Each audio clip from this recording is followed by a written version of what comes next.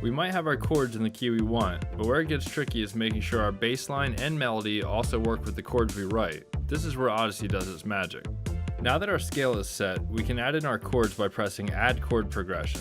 This will create a set of default chords that work with A minor. A chord progression is a series of chords put together in a pattern. If we didn't have a progression in our chords, we would play the same keys over and over again. Since there are many chord progressions that will work in this scale, we have the option to quickly scroll through them to see which one we like most by first finding a rhythmic pattern that works with the drums by clicking here. In the menu, there are many options to choose from. The first few are under Basic, which follow music theory. The other options under Simple are patterns that Odesi created and named. Let's check out Aerodynamic.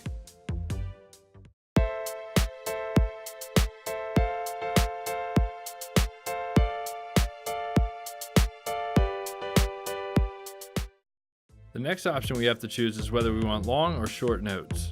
This can change the feel of the song a lot. Longer chords can usually feel more relaxed and shorter notes can pick up the energy a bit more. We're going to go for something in the middle, such as the long quarter notes. Once we have the chord progression we want, we can change the sound of it to fit more of what we're going for in the song by clicking here. We can choose from any of the presets that come with Odesi, or if you have any third-party plugins such as Massive or Serum, we can use them as well. They're all listed here. All we have to do is press play and scroll through the sounds and choose the one we want, like this.